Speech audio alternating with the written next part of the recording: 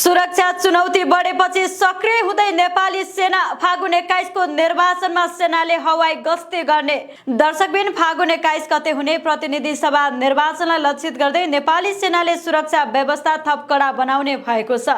यसपटकको निर्वाचनमा अघिल्ला निर्वाचनको तुलनामा सुरक्षा चुनौती बढ्न सक्ने निष्कर्ष सहित सेनाले हवाई निगरानी सहित व्यापक सुरक्षा तयारी थालेको हो।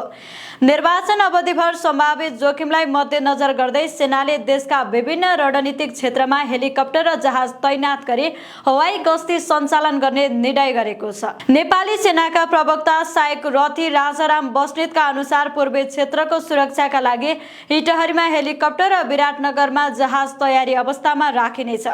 त्यसैगरी काठमाडौँ, पोखरा र सुर्खेतलाई केन्द्र बनाएर पनि हवाई साधन तैनात गरिने योजना छ।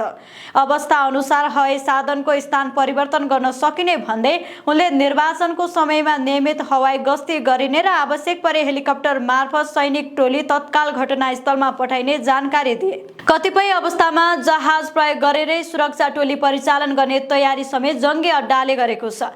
निर्वाचन सुरक्षाका लागि नेपाली सेनाले 3 चरणको सुरक्षा योजना कार्यान्वयनमा ल्याएको छ। यस अन्तर्गत सम्भावित विस्फोट जन्य जोखिम न्यूनीकरण गर्न बम डिस्पोजल टोलीहरू पनि तैनात गरिएको छ। हाल सानो ठिमीमा भइरहेको मतपत्र छपाई स्थलमा नेपाली सेनाले 24 घण्टा सुरक्षा दिइरहेको छ भने निर्वाचन नजिकै जाँदा मतपत्र ढुवानीको सम्पूर्ण सुरक्षा जिम्मेवारी पनि सेनाले नै लिनेछ। विशेष गरी दुर्गम र पहुँचविहीन क्षेत्रमा मतपत्र ढुवानी सेनाको माध्यमबाट गरिने सरकारी तयारी छ र त्यसपछि मतदान स्थलसम्म मतपत्र सुरक्षित रूपमा पुर्याइनेछ। निर्वाचनलाई शान्तिपूर्ण र सुरक्षित रूपमा सम्पन्न गर्न जङ्गी अड्डादेखि युनिट तहसम्म सैनिक तालिम सम्पन्न गरिएको छ। नेपाल प्रहरी र सशस्त्र प्रहरी बलसँग संयुक्त सुरक्षा अभ्यास पनि भइसकेको छ।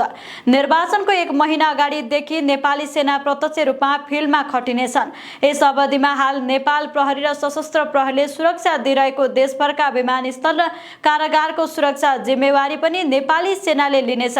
त्यसका लागि हरेक जिल्लाको अन्य सुरक्षा निकायसँग आवश्यक समन्वय गरिसकेका छन्। कतिपय जिल्लामा अहिले नै संयुक्त गस्ती सञ्चालन भइरहेको छ भने निर्वाचन नजिकै जाँदा हरेक पालिकामा सेनाको टोली पुग्ने तयारी भइरहेको छ।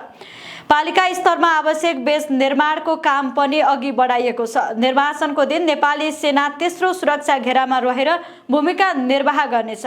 निर्वाचन सम्पन्न भएपछि मतपेटिका ढुवानी तथा मतगणना स्थलको सुरक्षामा पनि नेपाली सेना परिचालित रहनेछ। मत परिणाममा सार्वजनिक भए अवस्था सामान्य बनेपछि मात्र नेपाली सेना ब्यारेकमा फिर्ता हुनेछ।